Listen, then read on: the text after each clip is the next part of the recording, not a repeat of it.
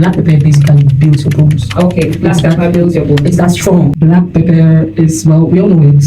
It's the black version of white pepper. Black pepper is the black version of white pepper. I love that. Yes. Yeah. And I got to experience how this is produced, like how it is planted and made. A friend of mine in Boya, her elder brother, started doing black pepper farming. And you have to get soil, you manure it, put it in some bags. I want to start there because I think that spices have so much more importance than just us using it in food. Yes. So planting it, you have to nurse it. And you know that after planting white pepper, it comes out black, like that, the black pepper. So after planting it, you have to harvest it. After harvesting, you see the white pepper that we have. Do you know water is put in it for it to become white?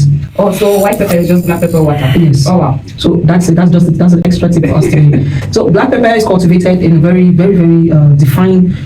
I don't know how to describe it, but you need to nurse it. It needs to grow in a closed like environment, like very and you need to particular conditions. Yes, particular conditions and particular soil that you need to use for it to grow that well. And so it has vitamin K. Let's now get into details. The tea. So vitamin K contains calcium, which helps in growing bones and other tissues. So if you're eating black pepper, every time you eat black pepper, you know that there's some mineral, there's calcium in it that helps to build your bones. Yes. Helps you to be strong. Black pepper is a good source of magnesium, which is a mineral that helps with bone health. So black pepper basically builds your bones. Okay, black pepper builds your bones. It's that strong. You know, the bone is a very strong part of the human. The bone is very strong. So black pepper helps to build your bones. It has vitamin K, it has magnesium, and the scientific name of black pepper, which is Piper nigrum, which is it grows. Like it climbs like a vine. Okay, it grows like yam. It climbs like a vine like that, and it's very hot and pungent. It has a pungent smell. Now, when we say pungent, don't think that it's bad smell, because most of the time we hear pungent, we just think bad. it's bad, but like it's strong. Yes, pungent means it's very strong. Yes. So if you chew black pepper raw like that, you get that strong flavor, that strong taste, which is why we say it's very pungent. Yes. And it leaves a lasting taste in the mouth. You can eat it and you drink water, and about 30 minutes later, you still feel the effect of the black pepper that you ate. Yes. Yeah. And black pepper is also known as, last time we spoke about how other country people use it. Yes. So in Nigeria, and the Igbo language is known as Oda seed. Okay. Oda. And in Yoruba, it's known as Eru Alamo. It's also known as Chimba in Hausa. Okay. Yeah. Another name would be Ashanti pepper. Oh, okay, that's, I guess, Ghanaians. Yes, Ghanaians. So black pepper is also called Ashanti pepper in some parts of the world, Ghana and other countries. So by its name, we can tell that it is very feisty. It's very strong and very feisty, very hot. I put it in the spaghetti that those people ate that day. Yes. Because it brings that hotness to food. It makes food very hot. So but even though it's a hot spice, it's not the hot that will like burn. That it's like hot that you can tolerate, isn't it? Yes, hot that you can tolerate. Yes. Because it's just hot enough. Yeah, hot enough. It's hot enough for you to consume, but you do not want to consume excessively. Yes. I would like to insist and say again that anything that is good for you can equally be bad. So when you're consuming, because black pepper is my favorite spice.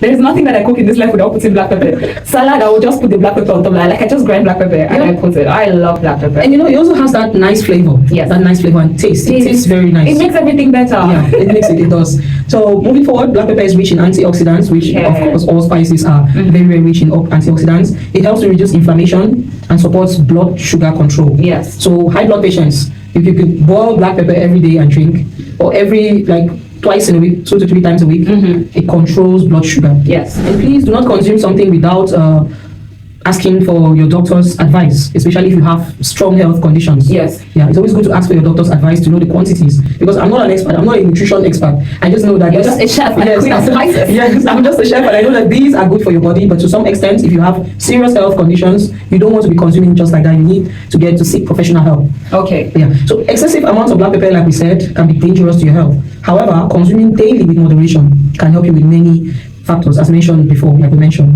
So do not consume more than 1 to 2 teaspoons of black pepper daily. Do not. Sugar, do not consume more than 1 to 2 teaspoons of black pepper daily. Don't ever do that. Don't do that. And when we say teaspoon, the small teaspoon. Yes. Yeah. So next time you see black pepper, this is exactly what it does to your body. Next time you want to consume black pepper, that's exactly what it does to you. It helps with bone health, builds your bones because it has calcium. Yeah. And it also helps with it has magnesium, it has antioxidants. Yes. Yeah. In the Igbo language, it's called Odasi. I love that name. No, I want to find out though. So what time do you put black pepper in food? You know, that's always my highlight whenever you come to the show. You tell us what time we put the black pepper in food, and in what type of meals can we have black pepper in? Well, like I say, you can have any type of spice in any type of food. It depends on what you eat, on how you eat. Black pepper generally is good to put either at the start because it's so strong, or in the middle. Just the middle. So you decide how strong you want it in your meal. Okay. And like we said, do not consume more than 1 to 2 teaspoons of black pepper daily. Okay. So you should not put more than, you see the quantity that is sell for 50 francs. I think half of that in a meal. It depends on the quantity of the food too. Yeah. Like a small pot of food, half of the one that is sell for 50 francs is good. Okay. But if it's more, you can use like the one for 50, the one for 100. You can add the quantity according to how much the food is. Okay. Yeah. And at the start of the meal, because it's very strong, you want it to cook. So you want it to simmer. Okay. Yeah, you want it to cook and simmer into the meal, the other components of the meal, or you can put it towards the middle, so you still have that strong black pepper taste. Yes. Before you eat. Okay. So is there anything else that you want to add to our consumption of black pepper? I think just like cloves. We spoke about cloves the first time I came here, but I think that we're going to do another episode of cloves because it's equally as those are brothers, siblings to the spices. So black pepper you can also soak in water for a couple of days. You can leave it for like 3 days.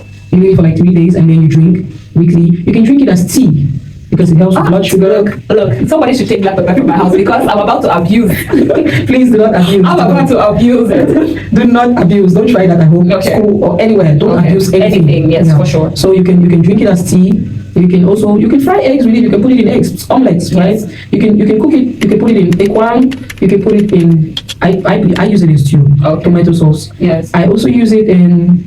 Some of these things skip my mind sometimes.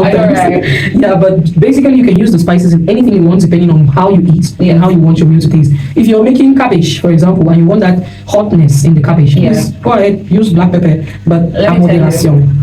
My black pepper moment, I've just remembered, I liked black pepper so much, especially like in the last 2 years. I literally added to every meal I was making, like the last 2 years. So much that I was in a relationship and this guy knew that if he's buying anything for me, it should be black pepper. It should be black pepper. It's just like, let's do you have black pepper at home? See, we buy you black pepper. That's how serious it was. That's how much I like black pepper. Like I'm eating salad and I have to put black pepper on it raw. I love the taste. I'm eating bread with maybe egg or something and I just put black pepper there. Yes. If I'm making any meal, black pepper and garlic, those things have my heart on a platter of gold. Garlic too is a very, very good spice. We're going to explore that. Definitely, Yeah.